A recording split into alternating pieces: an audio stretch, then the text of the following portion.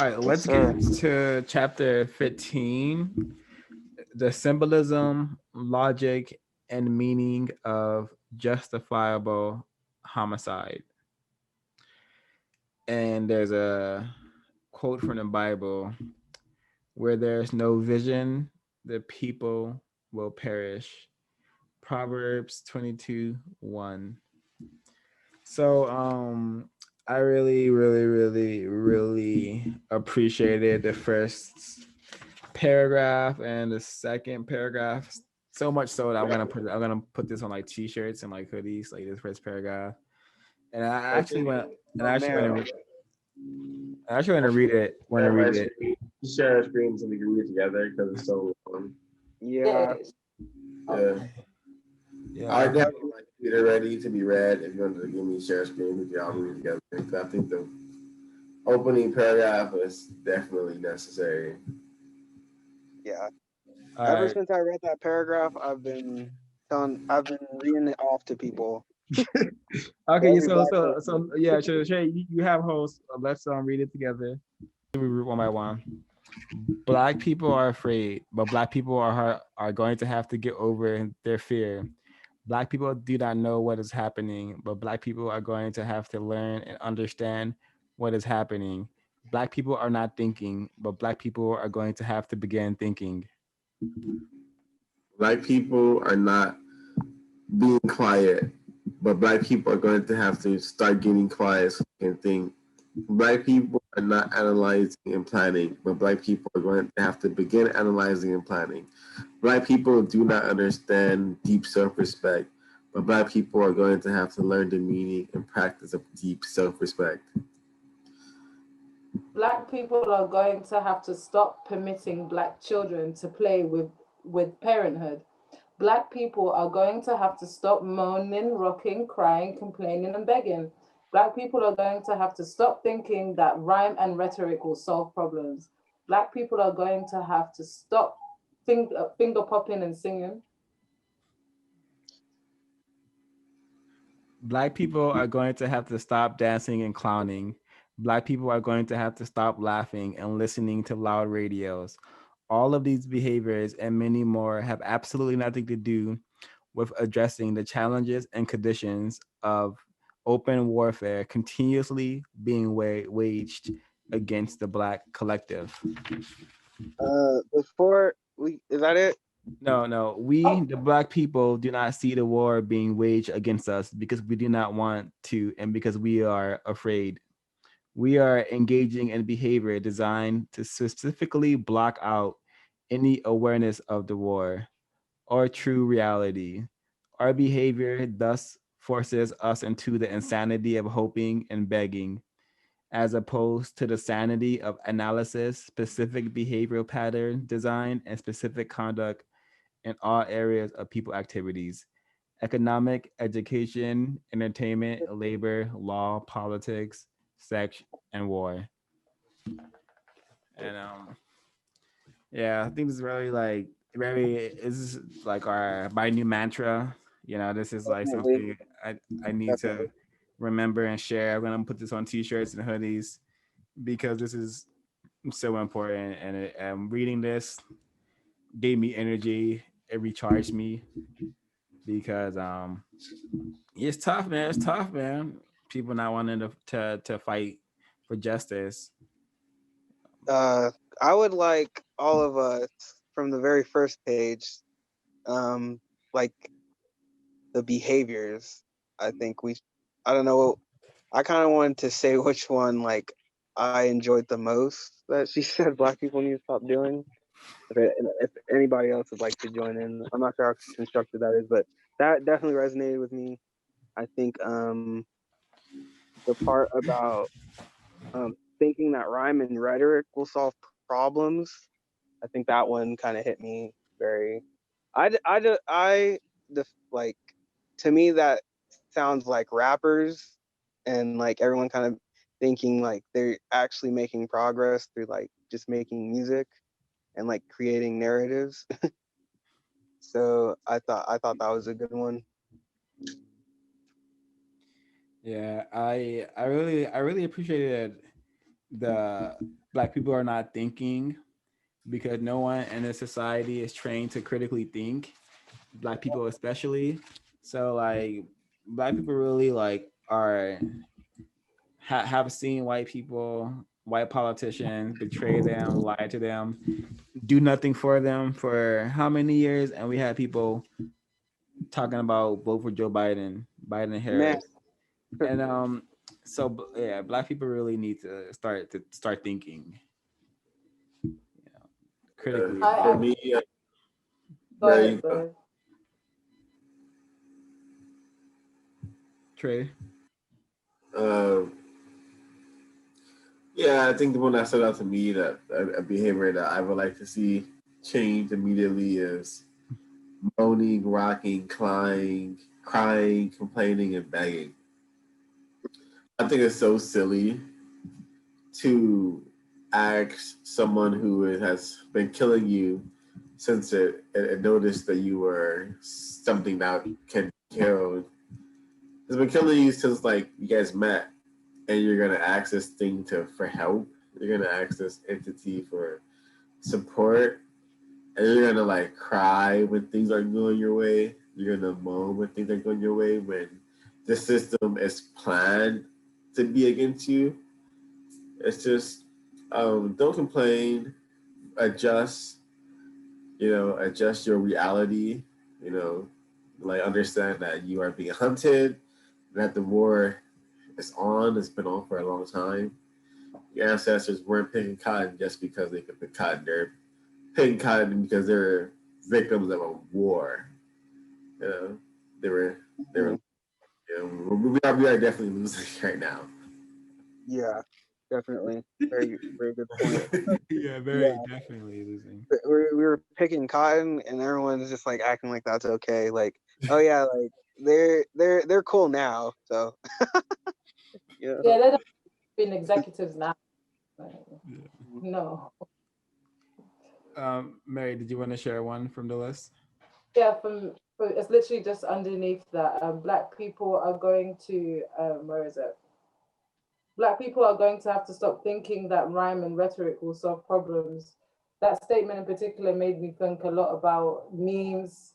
It made me think about like our reaction to a lot of things with Black Twitter, how our pain and frustration, we create really cool or like come up with really comic relief things that are circulated in the internet, but all it does is like help promote that brand or product or circulate negative trauma. Like it's not productive for each one of those. If all of our rage and anger put into like Black Twitter was a pound into one account, imagine the kind of things that we could do in the face of injustice when these things actually happen, because someone is always capitalizing off of our pain. It's just who gets to brand it first.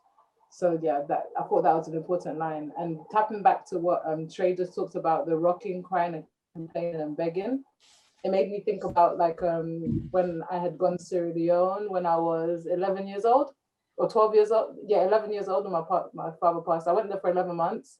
And the first thing I experienced, like being from England and having that kind of education, on a subconscious level, you definitely felt like you was above people because adults will come up to you and feel no type of way to beg you.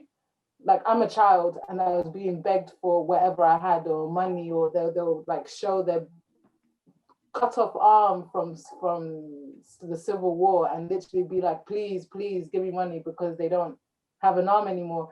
These look like taking in all of that as a child, it literally made me feel like they don't have respect for themselves, or like they see themselves as being lower.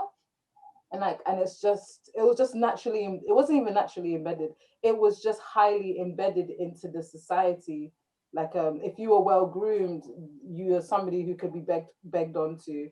Does it child or not child? If you one of my younger cousins, he had traveled to Sierra Leone when he was 2 or 3, and before he left he was just learning English. When he came back he was like 3 or 4, and if he wanted something from me he would basically beg me. So he basically adopted the behavior that he saw the kids doing there, naturally, like saw the kids doing there.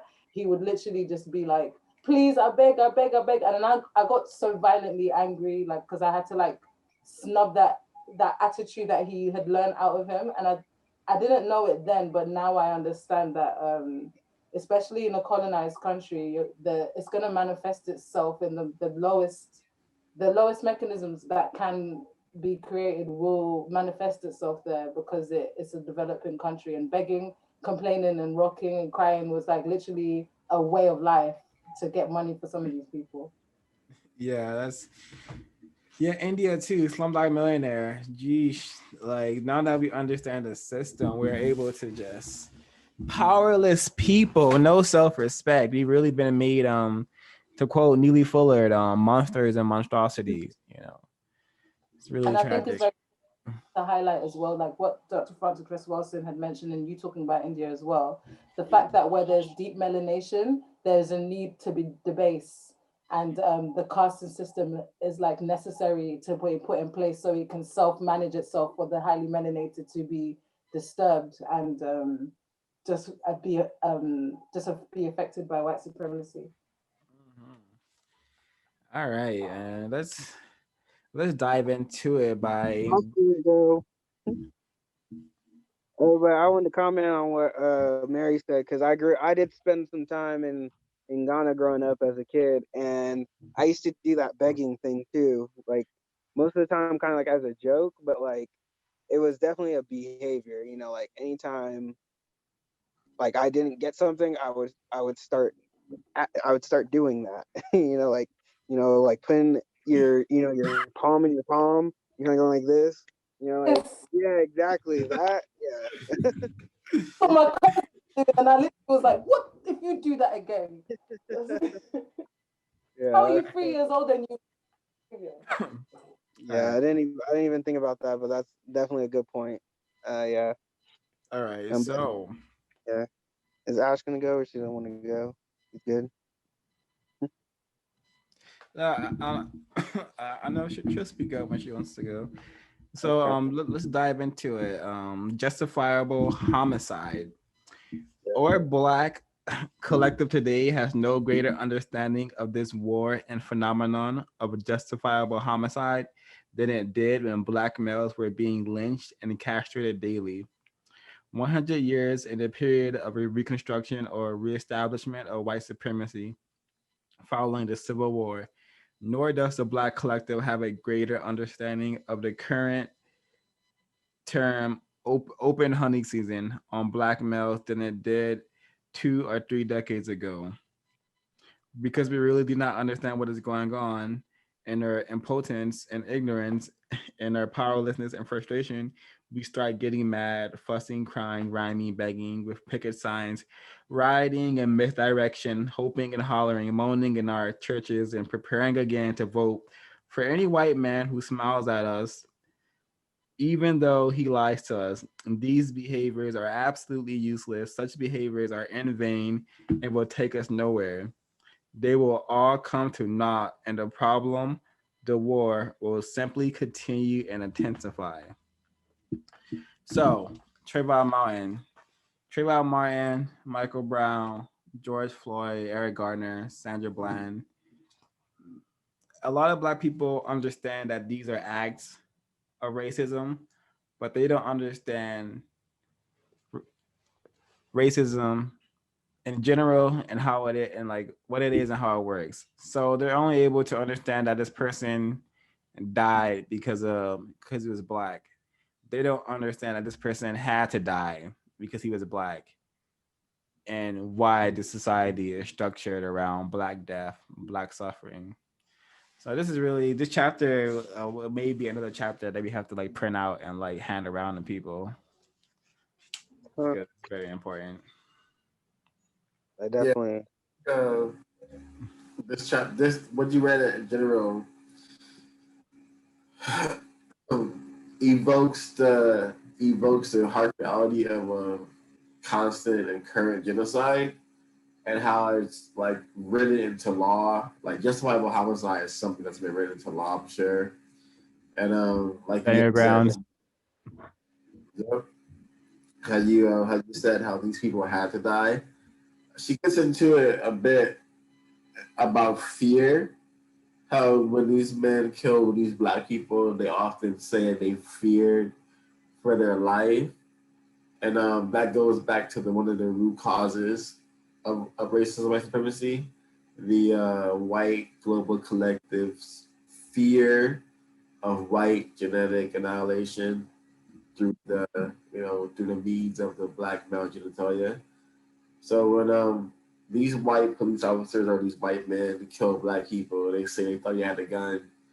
Um, Unconsciously, I do believe that they are referencing like the black male phallus, like the black male penis. Like this person has a penis, therefore is a threat to me, and I can kill them. And how the white supremacy system and culture encourages this behavior instead of embracing this behavior. I'm not wrong when I say the murderer George Zimmerman was paid money and was signing Arizona cans and Skittle bags after he murdered a child. So in this system, white supremacy encourages this behavior, encourages the death of black kids, black men, black women. Yeah. Yeah, I like the passage that Swa read because it reminds me that how trained we are, like Pavlov's dogs. We're just like in this constant cycle of like wash, rinse, and repeat of like someone dies, protest, vote. And it's like, it's so obvious that it doesn't work. And yet we're still constantly doing it. And I like how she just like basically explains it in literally like 2 or 3 sentences. And yet we've been in this cycle for almost like, I don't know, 100 years or so. 2,000 years. Yeah, 2,000 years. And to emphasize, my black people, I love you all. It's time for us to understand. And I hope me reading this will give you something, some kind of something. So this is on page 185. All black people must begin to understand in depth why we are witnessing black males being shot dead almost daily by white males in uniforms, and why it will soon escalate to more than one per day. Without the specific understanding of why we are seeing this behavior, we are unable to organize behaviors to meet this war strategy effectively. Furthermore, black people everywhere must begin to understand why the black collective and black males in particular have been under intensive attack for the past 2,000 years. Indeed, Jesus was a black male who was lynched by a uniformed white male Roman soldier 2,000 years ago as a result of the same war that has continued into the present day extension of the same Roman white empire. So to keep in mind, everyone who finds this clip, this was written in the 1980s, and black people are murdered every single day. The whole NSARS thing is happening right now, and that's just how well trained we have become. Comments?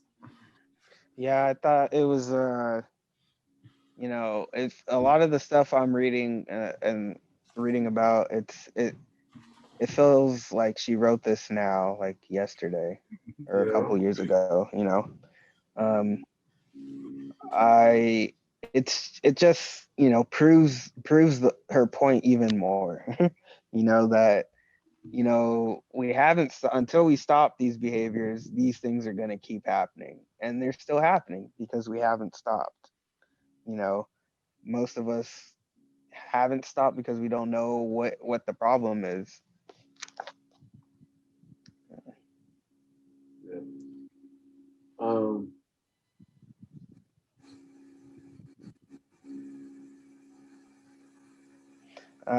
I want to read this little part right here on 185 where she said, "We must have a disciplined, self and group respecting response to the specific war being waged against us.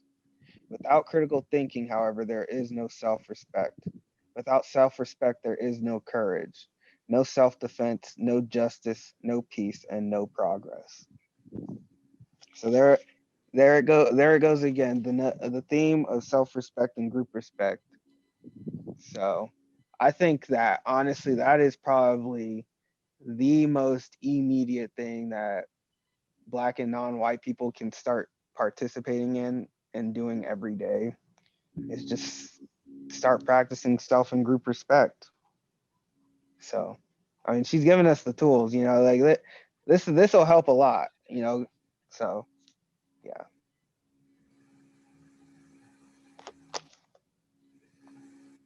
Yeah, I love that.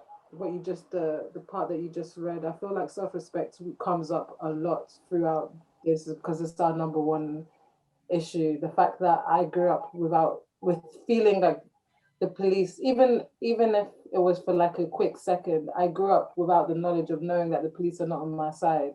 I grew up in this. I was able to fall asleep in a low sense of reality and come to a point of unconditional relearning.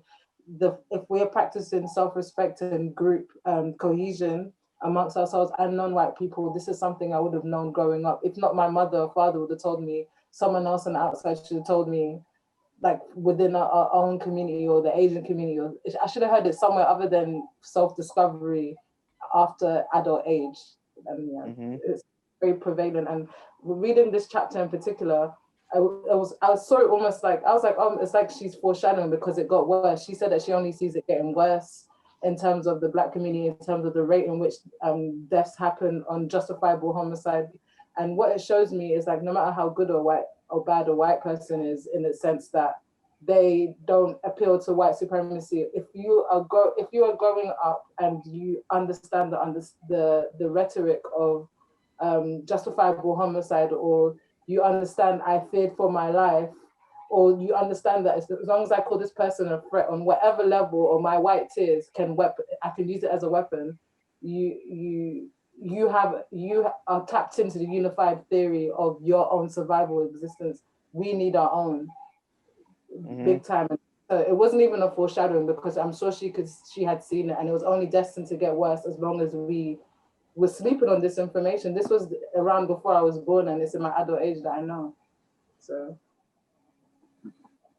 yeah, I think it's really interesting that she's talked about how she sees this happening where you see like multiple Black people being killed a day by men in uniforms, but I feel like that's already happening.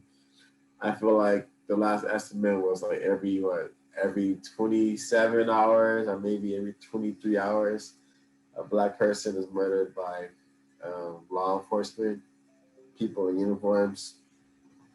And also, like, whenever I also think it's interesting how the state of the nation also dictates the rate in which Black people are terrorized. So the worse the country is doing, the more aggression and violence is, projected onto Black people. I wanted to read this from page 185. Whenever there is a sense of increased vulnerability within the local and global white collective, as for example, caused by inflation, currency devaluation, unemployment, loss of a war, or counter struggle by non-white peoples, e.g., supplies, Iranians taking white years, Black guerrillas struggling in Southern Africa and lost the Vietnam War.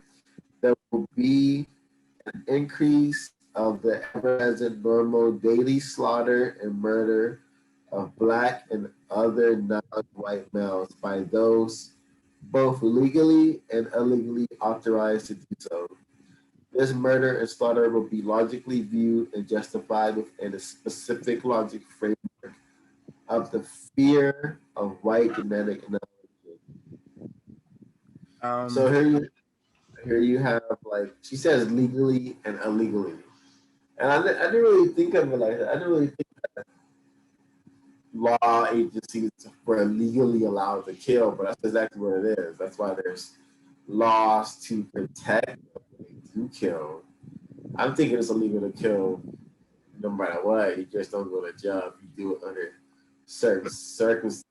Now I'm saying this as a ruse to allow the slaughter and murder of Black people. Yeah. And also to allow white people to get away with it. Yeah, Trey, give me sharing screen. But before we move forward, I want to share like amazing antidote.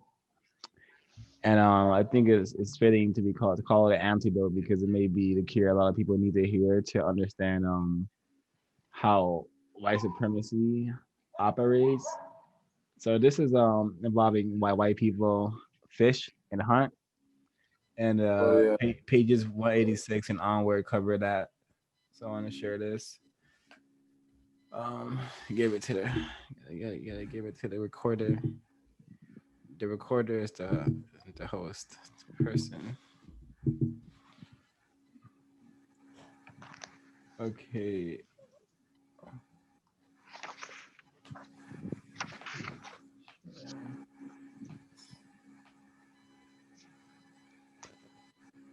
All right, everyone, listen to this. Give it to you a little bit at a time, and then just dump it on you. Once No, I'm ready to listen, get baby, to it. please. It's like catching fish. Just listen, please. Put a little fish out there. Oh, wow. See what I mean? That's why the white supremacists love to go fishing even when they don't have to. They go fishing just for practice. Catch the fish, throw them away. You got black people doing that. Most people catch fish because they're hungry. They got to eat. But the white supremacists go out in fancy boats. I'm going fishing. As soon as I get off, get my little vacation, I'm going fishing. That's the white supremacist system. I'm going hunting. Next thing you know, they hunting black people. Same thing. You better not run, Negro. You run. You know, you're a piece of cake. I just got a brand new gun. I want to try it out. This is a good time. Bang, bang, bang, bang, bang. All right, you know. Chalk it up, made a mistake. He was threatening me. You know, I'll go through the little ritual, whatnot, and go home and laugh at you. And y'all ain't caught on to nothing yet. You're as dumb as a brick, just like I found you when I first encountered you. Because we white supremacists had been preying on each other for thousands of years, long before we encountered you. And when we found you, with your simple minds, and you talking about peace and love and all this other stuff, we winked at each other and said, this is going to be a piece of cake. Oh my God. And they've been running that ever since. So comments on that. Yeah, Neely Fuller Jr. keeping it 100% real and accurate. If I was and I saw people I just murdered protesting with signs, love is the answer, I would also think tomorrow I'm going to keep more kills, you know, because I would see that these people they're not raising war against me, they're raising love at me, and I would be like, and I think it's very true. I always saw hunting as a really scary concept. I'm gonna go hunt, and I always thought about how if I were to go hunting and a white person saw me hunting, if I wear my hunting clothes and have my hunting on, the white person would probably shoot me and kill me. Yeah, I thought the deer had a gun. I don't know. Fuck, man. I always and the fact they're hunting animals with dark fur, like black bears, brown bears, so like just melanated creatures. It is symbolic. Elephant. And then the white grows up ready to kill a black person, waiting to kill a black person, hoping to kill a black person, you know, praying to kill a black person. You know? Yeah. A lot of cops. You can find a lot of texts saying cops have became cops just for the fun, the thrill of abusing, terrorizing, and the chance to murder a black person, kill a black person. It's absolutely hilarious, and I don't know, almost prophetic that you played this right now, because once again, the ultimate like black white agent is in this guy named Justice. Okay, This guy named Justice loves to fish. I'm not kidding. I asked him, what do you want to do today? Or what's your favorite thing to do? He said he loves to fish. Okay.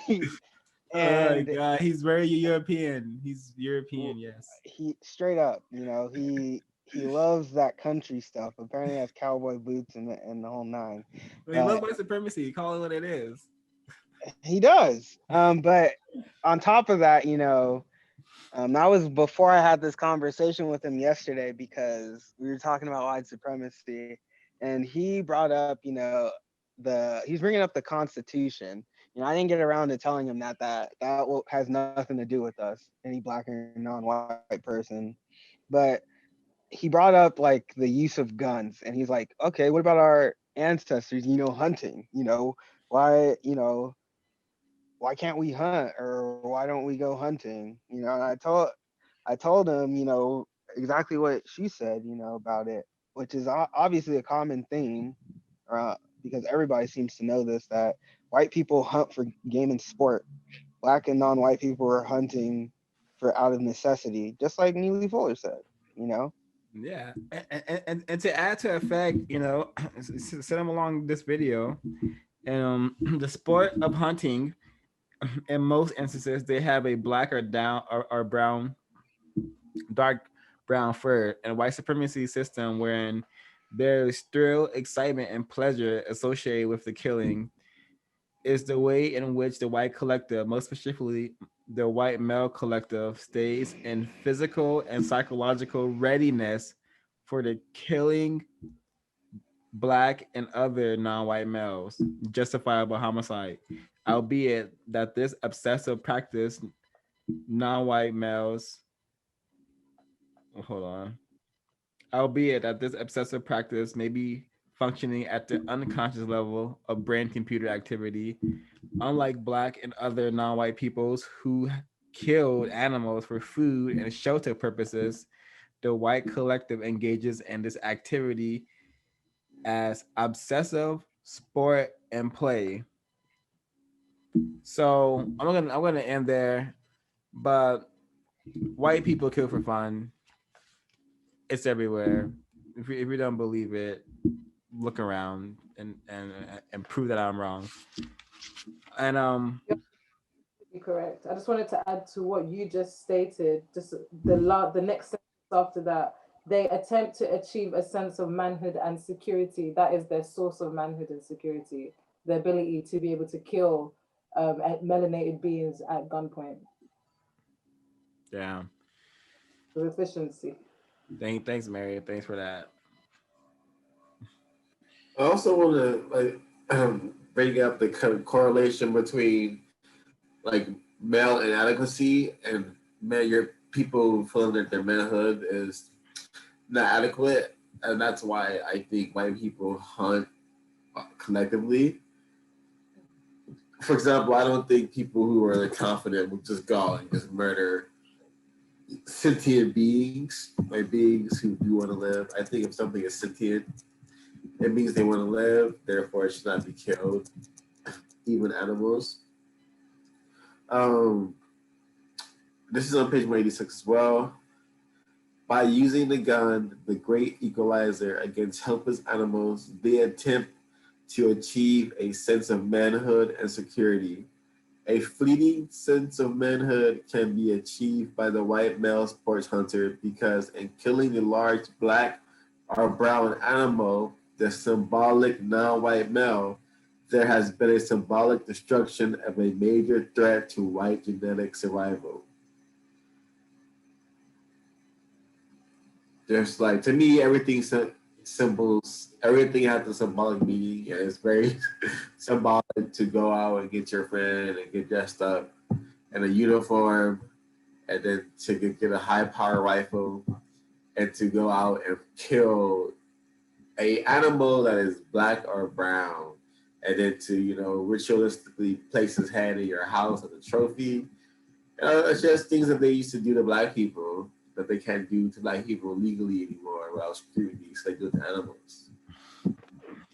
Yeah, and this explains, like, well, this is not enough. This is why hunting season is a thing, you know. She says that since the achievement, however, and the achievement of like hunting and killing the animal and getting your trophy or whatever, since the achievement, however, it is only symbolic, it must be repeated. And so as soon as the hunting season opens, it is time to hunt again. Hence, you know, do we have a black male being murdered by the police every the presidential debate? I haven't seen this correlation. I just thought we had black males dying like, you know, consistently, like 24/7, and through the actual death and through the mental death of like menticide. But is that a correlation that has been ritualized? I think it definitely has, because, you know, it seems like Black Lives Matter only comes out when presidents are being elected, or when it's getting around that time. And that's when people start rioting, and we see all this going on. It's always during election years. I feel like there's a level of consistency that happens in terms of it unreported, or just not, I don't want to say a fuss is not made about it, but once a massive statement is made where everybody's attention is being paid, we then hear consistently, consecutively for weeks, other murders happening, just like how we experienced with this, the Georgian individual, and then toying, and then it trickling down into the transgender community, and how many was done in that sense. So the more people were protesting, the more you'd hear about it through the people protesting getting murdered. It's quite interesting.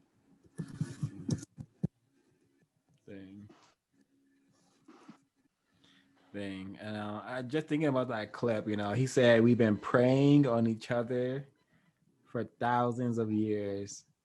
And that whole the terminology preying is another way to say hunting, you know. So white people know how to hunt. They know how to set traps for you.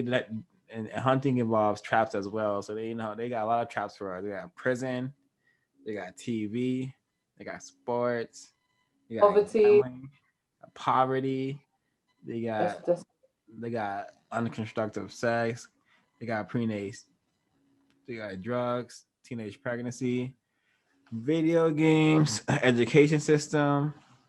Everything is really designed against a melanated person in a system of racism and white supremacy, and that's what we have to understand, and that's what we have to begin to counter as Black people, or else we're gonna have to get used to. I'm sure a lot of us already are used to Black suffering, Black death, Black males on I the want, street. like, in terms of us feeling like growing up, I'm not gonna lie, as a child, I wanted to go hunting from based on what I saw on TV. I liked that exploration. And then growing up, then I got a bit older and understood that it was literally murdering and killing. And then now looking into it, I'm actually understanding that white people seek pleasure. Well, I know now that white people seek pleasure from murdering and hunting. So there's always that asili is already embedded there, the disregard for life.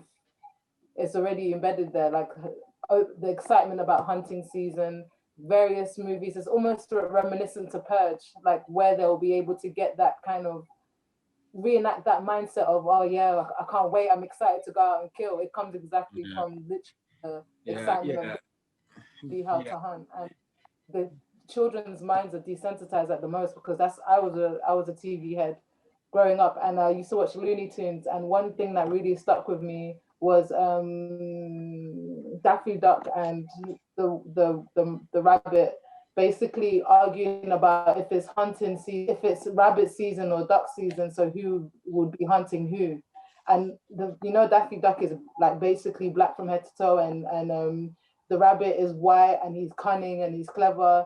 As a child, I even understood there was some black and white symbolism there, but I was just really into the and Daffy Duck was always losing his head and losing his temper, and always was the lower end of the stick, while the rabbit was constantly like one up in everybody, including his actual hunter, which was a pig, which is interesting. Yeah, I really think Mary's brought a lot of things in context. I do think, like, you being a melanated person, were able to sense and decode the energy of the data that was put into the cartoon. Because I did now I'm able to contextualize and see Daffy Duck as a illiterate, slobbering black person. Like you talk, you probably understand him. You don't really care to listen to him. And right, he is a black duck. Something that is hunted. I do remember those cartoons, like with them arguing about who is on the chopping block to be killed. But yeah, very interesting. Yeah.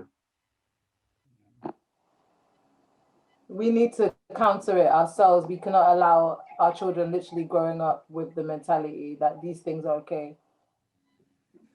I want to talk about this the many ways, like not the many ways, but how the deep repercussions of the fact that justifiable homicide is a thing, and like how black men are like evolving, continuously like submitting and being tormented and dehumanized in these ways.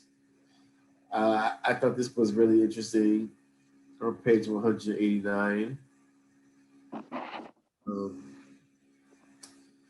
Like just so many ways that they that they target black people, black males, and non-white males. In the global white supremacy system, all persons classified as non-white are outside the white power spectrum and are in fact the real enemy. Thus, they are manipulated and are eliminated at the will of that power system. In the context of a global white supremacy, the only permanent enemies are those persons capable of white genetic annihilation, meaning black and all other non-white peoples, most specifically males. And the most narrow perspective, justifiable homicide refers to the overt shooting, murder of a black male or black males by white uniformed males. In a broader perspective, justifiable homicide can also refer to the numerous, more subtle tactics of black male control and destruction to deny black males jobs and genuine upward mobility is to deny them the functional roles of husband and father.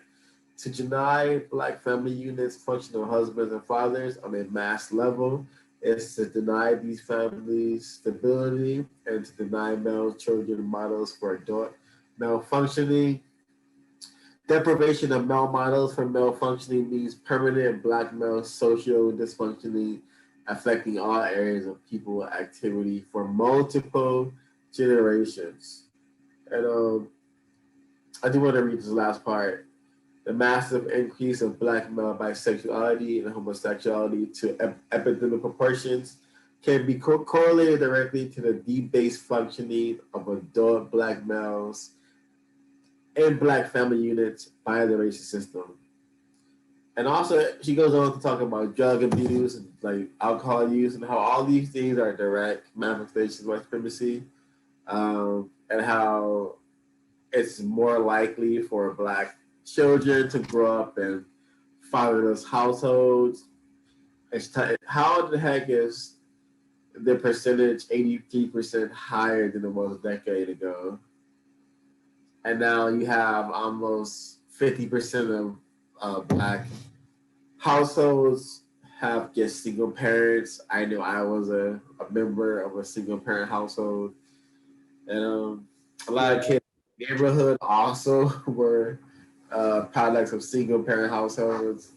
It was very rare to have a friend in my neighborhood that had a dad. So these are all things that I experienced growing up, direct manifestations of white supremacy, direct experiences of mine that correlate with white supremacy. Yeah, I would say I would say, Trey, you and I are living proof of white supremacy. And I want to talk about like how the non-white people, the non-white collective, especially black people, are the enemies of this system. like the targeted enemies. And I want to read this from page 187, and also to the backup what Trey said earlier. The August 31st, 1980 Washington Post has reported that Poland, a so-called communist country, is already asking the United States to increase credits for grain purchases from 550 million in the current fiscal year to 670 million in the fiscal year that begins October 1st in order to finance the feed grain it needs to build up meat production. Do enemies provide finance for feed to build up meat production from one another? So she goes on to report how like all these so-called communist countries, socialist countries that are not allegedly allies are aiding each other and helping one another survive. So this should be a huge indication that like, for any person thinking that like, there's some actual white nations beefing or hostile to one another, this is not real. They would actually never annihilate each other, at least to the capacity to which they do non-white people. So I think it's really important to understand that these so-called enemies of one another support each other globally, consistently with finances and resources, and also dominate together. This is not just an America problem. This is like a global white nation problem. Yeah, and I was also want to just make people say that America went to war against Nazi Germany. Um, that information is very obscure and not totally true because America didn't nuke Nazi Germany when Nazi Germany was invading all these countries. However, America did nuke Japan twice, which is a non-white nation. And also during World War II, America hired and recruited and like rescued thousands of Nazis from POW camps. So of course you see like the continuous allegiance and alliance of the USSR, USA, and all European nations. They all work together to dominate and control Black people and people of color all around the world. Well, not people of color, melanated people, people who are melanated. Yeah. I just wanted to add a fact that definitely supports the statements that you both have read from these chapters here.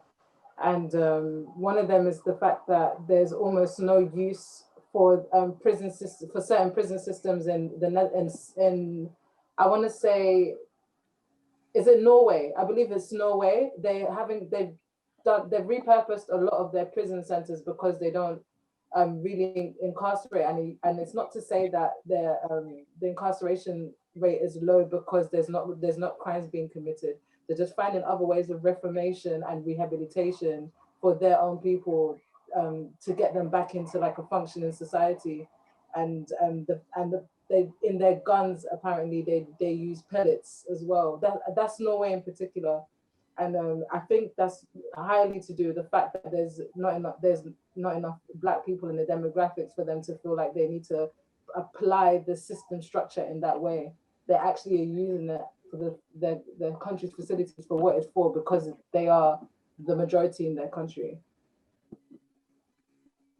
Yeah, for sure. I always wonder why American prisons were so like bad, but you look where there's the most Black and non-white people, there's going to be the most prisons, and those are going to be places where the prisons are unlike the Scandinavian countries where their prisons actually attempt to rehabilitate, and people have like pretty nice prison cells opposed to these sardine cans that the American prison system has. Yeah. I feel that's a pretty good explanation for why America can't have a lot of things like free education and better prisons. It's because better healthcare. there's too many non-white and black people here for that. We can't have that. Yeah. So, I wanted to kind of go back to 189 and kind of talk about like the role of like black males and whatnot. I'd put in the chat, well, over WhatsApp, a little link to the video. I don't know if anybody watched it or saw it. It's called "The Conspiracy to Destroy Black Boys." Right up once or twice, but it's a pretty good documentary that goes in depth with that. The thing that's surprising to me is that I think at one point I think it was recorded in the 70s or 80s, but it was on like CBS, like national television, So I thought it was very surprising that they would put something so constructive on TV. I could be wrong, so but it's on YouTube. Yeah, I'm gonna watch it. I saw it in a thumbnail. Yeah, it's it does a really good job about talking about black males and specifically how they're being destroyed and what things are being done, which he touched on about. What was that?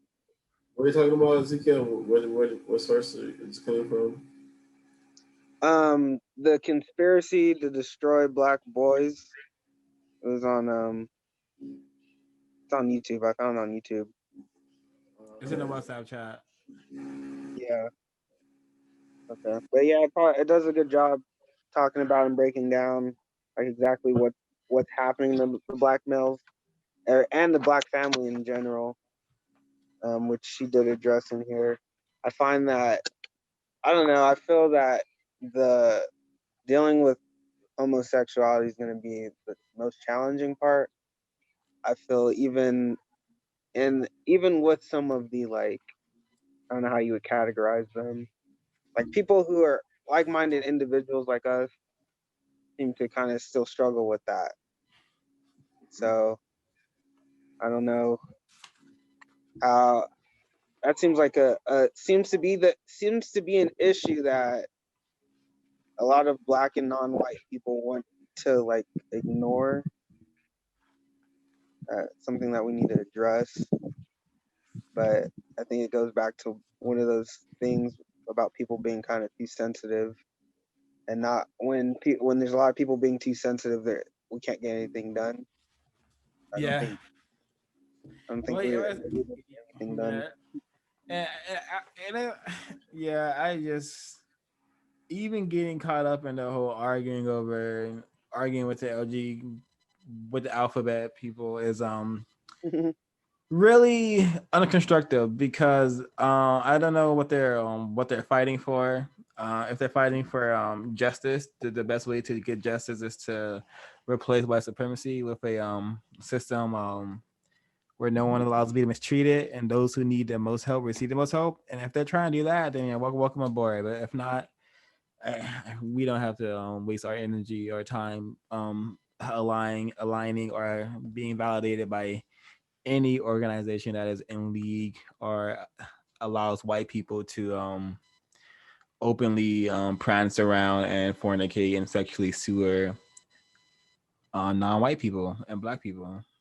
I honestly feel like it reminds me of like the Black Lives Matter movement. Any kind of LGBTQ, I'm sure there was some stage where it was literally down to just create some form of justice towards inadequacy and of what they were experiencing in terms of sexuality. But I feel like as all organizations get infiltrated and you start caring about problems that are highly secondary and you make it primary focus, and I feel like that where LGBTQ has really like taken its kind of steed in terms of feeling like I'm accepted in every room, right? Like I'm accepted in every room, right? Not, rather than looking at the layers of how it's used, like being a black woman, how is me being a black woman affecting me in my workplace? How is it used against me? That's the same way I feel like being somebody who's homosexual, you should look how is it being used against you.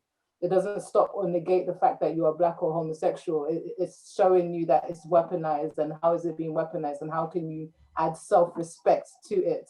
Because there's like like I really enjoyed the conversation that you guys had in the WhatsApp group and everybody sharing their opinions. When I initially saw the meme of it saying that gay shit, I understood exactly what it meant. It doesn't necessarily mean the fact that there's gay characters in TV shows. It's more so how they use the gay characters. It's more so how they use sexuality. It's more so how they how sexuality is used to diminish. That's what I encompass when I saw gay shit. I didn't necessarily think of just gay acts. I thought of everything that is encompassed to use against in Black TV shows to derogatize ourselves. Yeah, and an attempt like the root of that meme is racism and white supremacy, and the particular area we're discussing is justifiable homicide, or just like the overall genocide taking place where the Black family survival unit has been largely disrupted. The male role model has been largely removed. Therefore, there's like no model. And if you have a collective that is in fear of the system that they feel powerless against, and they have no strong figures or any people telling them to how to counter the system, then as science has proven and as psychology has proven, and Dr. Cress Welsing, this creates passivity and feminization over generations, and that thus far is a large cause of a large majority of anti-sexual behavior that we have on planet Earth right now. Yeah, but like the lack of leaders and lack of positive male representation, and this is from her era. This is from Dr. Frances Cress Welsing's era. I want to read it from page 189. The television media also plays a major role in reinforcing the debasement of the black male. Bill Cosby is debased by always being depicted conversing at the level of infants. Muhammad Ali is debased by always being shown clowning, chasing roaches, and biting into sandwiches instead of watermelons. Sherman Hemsley's character, Mr. Jefferson, in The Jeffersons, is always clowning, acting like a monkey, and climbing over furniture in spite of supposed superior economic attainment. Mr. Jefferson is contrasted to a more intelligent, mainly white male who is married to a black female, who in real life is married to a white male. With the massive failure and absence of black adult male models and family constellations in real life, television provides black male youth with the white father model of the white shadow, conditioning these children to get used to the absence of black adult male models and look up to their white adult male as the man. So you have a system where black men are being killed, and having adequate black males represented in the media is the norm. So black children are like conditioned not to even like be used to seeing black men in real life, and when they see them on television, they're always in these inferior. Those that are not self-respecting are like self-respecting. They're always like buffoons and like low-class performing people who are clowning and chasing. That's just not good. It's just not good. And I wanna add to how the like if you are classified as white in any like area of the world, no matter your so-called social political stance, whether you're like a Marxist, communist, or whatever, if you're white, you're gonna be able to have a good old time in white supremacy. And this part that I'm gonna read reminds me of Scarface, a movie about a Cuban immigrant who comes to America and just makes a killing, becomes really successful, acquires a lot of money and whatnot. And I want to read this part Also, it must be noted that while black males are being shot down in increasing numbers and experiencing high unemployment, white Cuban communists in mass numbers are being admitted to find their places, jobs, and housing in this capitalist country and are referred to as political refugees. In Scarface, he was called a political refugee. Black Haitians, however, are not admitted and treated similarly. So, why can't people who are fleeing from turmoil caused by white supremacy in other third world countries come to America as political refugees? Why is it only people who have white skin? Think about that and understand that. Then Scarface is a good tool. Thought that was a very interesting and important point that you just read there, and also Trey, we're extremely in sync because that is exactly the chapter that I was going to read. But what I thought, what drew me to that part of the chapter about our imagery in Black media and how we are more you're buffooning or putting Black people in a lower light, and why, especially when it comes to family dynamics. TV shows like I grew up on my I think Well, Can you please put down the camera for me? Mary, you're yeah, saying? yeah, I grew up on My Wife and Kids, and that for me was very much like the only kind of Black family that I kind of saw on TV for a while. And it was highly rooted in jokes, Black jokes, self-defecating jokes. Other than me seeing positive imagery of a Black family arguing and then loving on each other, that was the only thing. Because not having a father in the household, that was the only way that I could interpret it. And even though Bill Crosby kind of buffooned himself in terms of talking like a child and having those kind of tendencies in the Black family, what he did in terms of shows like A Different World, I'm not sure if everybody's familiar with it. He put a lot of Black kids onto university. He put a lot of the fact he didn't deal with family values in that second show, but he put a lot of kids onto university because he based it in a Black HBCU. And what I thought was also interesting about, which is important and good, but what I thought was also interesting about the model of the white shadow, not necessarily having a white man in my home, but understanding that white people give you access and that's where you can get your funds from. And one thing I grew up hearing from my grandmother is, oh, I don't want to mess up my benefits. Although she literally would say the white man's money. My grandma's very, like, she didn't go to school, so that's her language. She was like, oh, this is the white man's money. I can't, if I do this, it will mess up that. Like, it was a very strong mentality to understand that the government was like the man and they will help you as long as you stay within a certain guidelines. And there was no kind of concept of like money for the in the sense of expecting a male to bring it home or a Black male to bring it home. It was more so the government. And this brought that more out to me.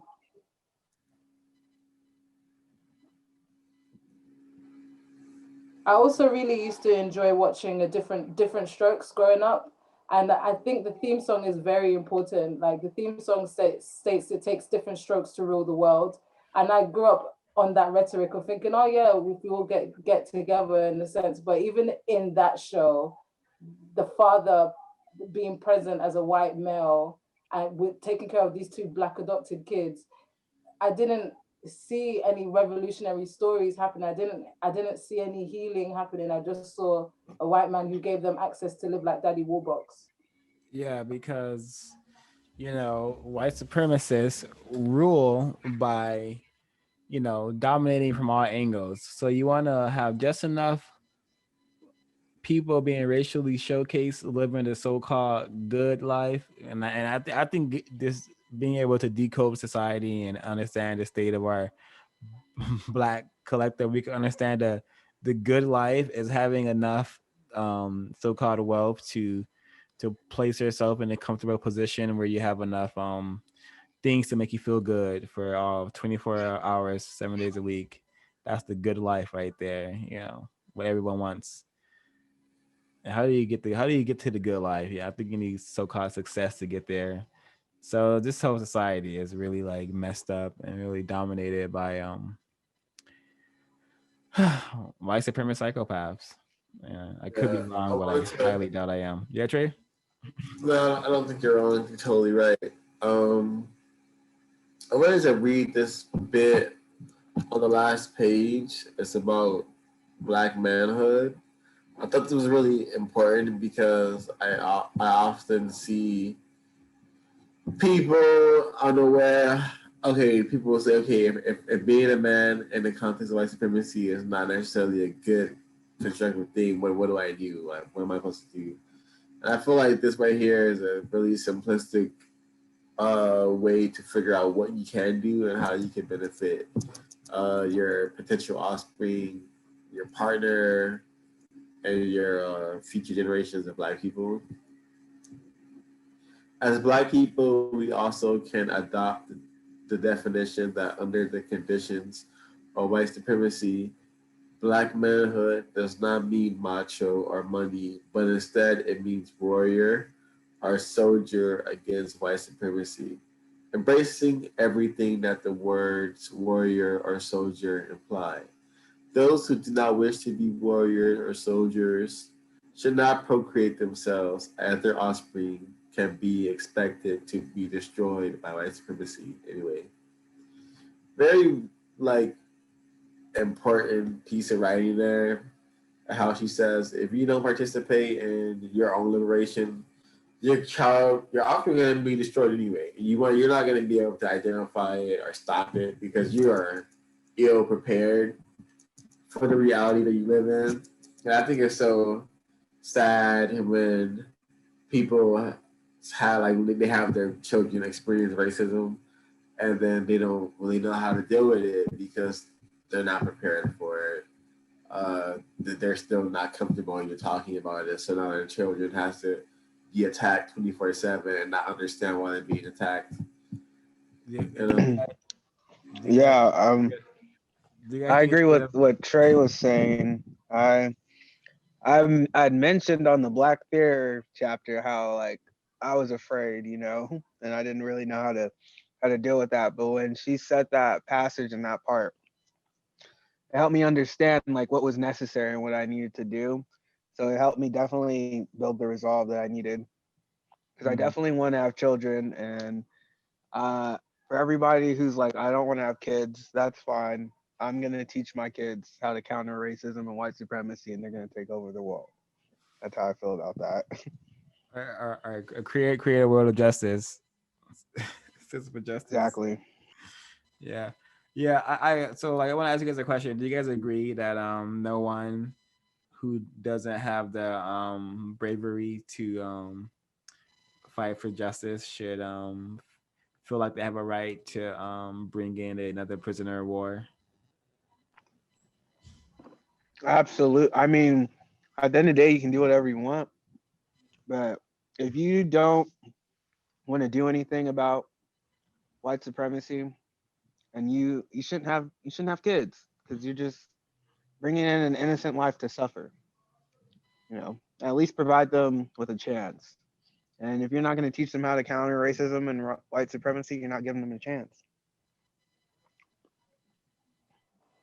That's a true point. I agree with that statement also, but I also have like qualms with it because my mother didn't know what white supremacy was. My father did. He was a Pan-Africanist, but my grandma who raised me, she was under white supremacy, but they know what's right and what's wrong, and I think that was enough tools for me to be where I am now today.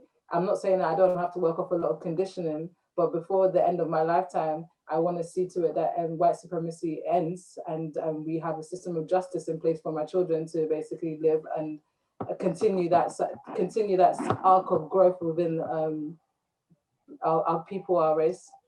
And so knowing that my mother didn't have no knowledge of that, but has gone the steps so I can, like her coming over to England or put me in this place where I can be educated, whether it was wrong education, I still have eyes, so I still are able to decipher what's right or wrong and use it to basically further me now. And so,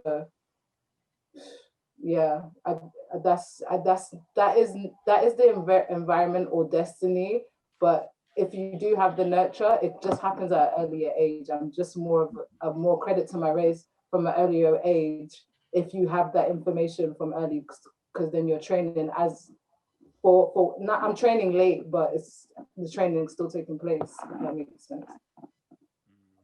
Good point, Mary. Yeah, just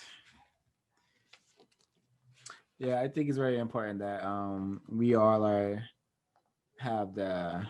have been guided so that we are on this journey of understanding racism, what it is and how it works. Because I've felt much liberated since I begun this journey. Like I do like a lot less self-negating activities. You know, my hands and my wrists, they now they don't hurt. You know, there's less strain of them because I used to do a lot of gaming, gaming on the keyboard, computers, PlayStation. And my wrists, you know, I was aware that my wrists were like starting to ache, you know, and stuff. But now that I've just really been more focused on like self-respect and countering racism, white supremacy, and reading and consuming constructive information, it's just been liberating. My mind's liberated. Well, I'm working on it. I'm much less European now than I was before I started this journey. That's for sure. That's the goal. One day at a time. Mm-hmm. Yeah, that's beautiful.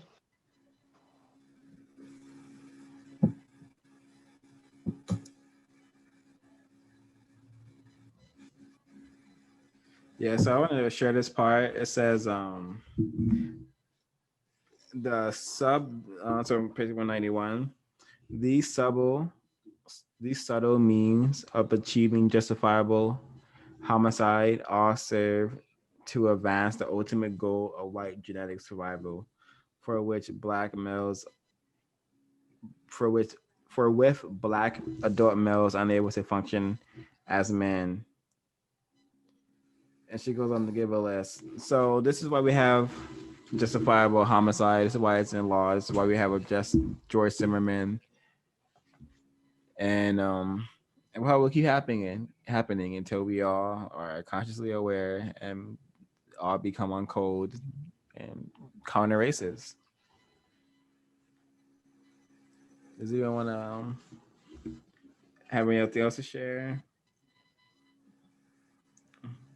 I think it's interesting that William Shockley, the person who supposed genetic inferiority, Relief from the burden of their own genetic inadequacy.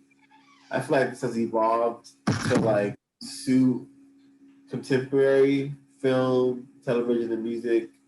Like when you watch films that involve black people, it's often really sad, depressing, and negative. So you don't really see black people living happy lives. And so when black people are killed, it's like, oh, good. Like they were suffering anyway. Or like they were a clown anyway. They didn't take life seriously anyway. There's all these subtle dehumanizing practices that the media uses to like justify the genocide, keep the genocide going, keep the genocide not spoken about.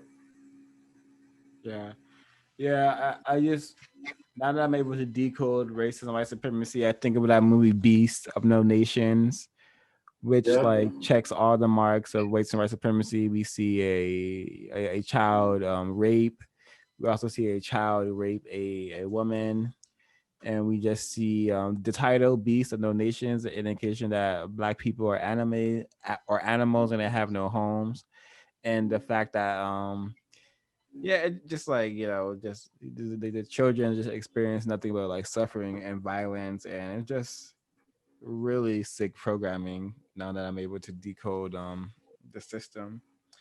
And for my closing comment, I want to read the last paragraph, because for any person who thinks they're like a so-called man, says they have like manhood, want to fight for their manhood, protect their manhood, listen to this.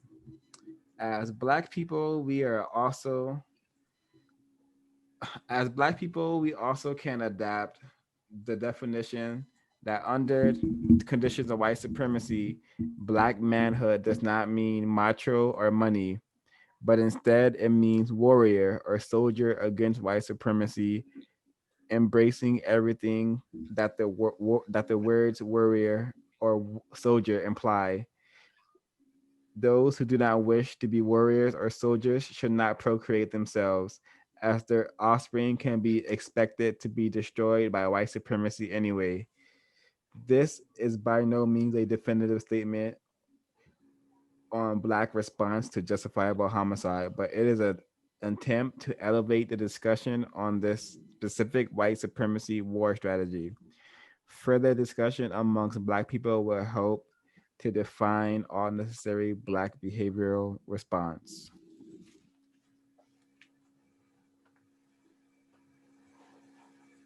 Super important. I think in terms of closing statements, that's also my closing statement. The fact of taking it in that being black manhood doesn't mean to be macho, but to be a warrior and uphold your race.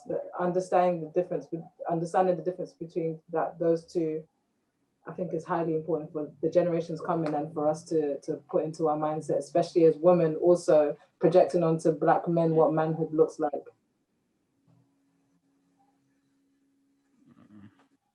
No, for my closing statement, I agree with all of you. This chapter is very important. I definitely, I don't know if I want to say enjoyed. Um, this was definitely necessary reading. That's my closing statement.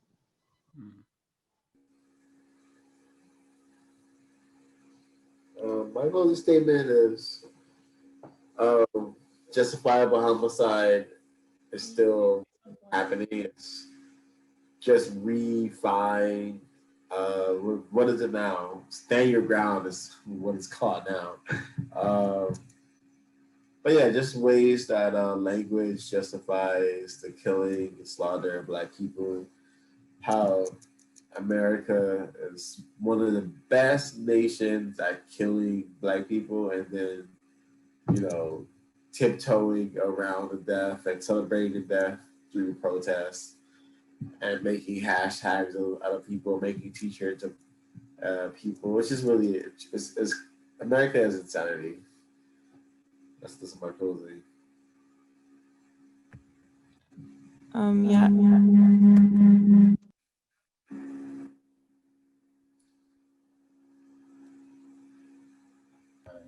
Yeah, I agree with what everyone said. I thought this chapter was really kind of made me feel really sad because I feel like we're just in this endless cycle, like Trey was saying, this kind of insanity, and it I don't know if we're able to overcome it just because nobody really wants the knowledge. People just kind of want to stay in the insanity cycle, which is kind of frustrating. Comfortable insanity. Yeah, and you're muted, so yeah, but I also thought that it was really interesting, the idea of redefining like what manhood is, because I think that people, especially non-white men, take on a lot of really shitty traits from white men in an attempt to be like manly or masculine, and that's not really like the masculinity that they need or is even natural to them, I think. So yeah, overall this chapter is like a lot, but it's very necessary. Yeah, if you understand the origins of white people and how they showed their so-called manhood, it was by being able to rape other men, rape other women, bash their skulls in, with clubs. That's their manhood, but our manhood is not like that. Our manhood is actually respect for nature, respect for our complementary half, which is the woman, the female counterpart to the male twinness, Africanness. So yeah, we have a lot of work to do. And I hope that we will one day live in a world, or we will create a world where people are really focused on producing a army of soldiers fighting against white supremacy. And if no one has anything else to say, we can move towards.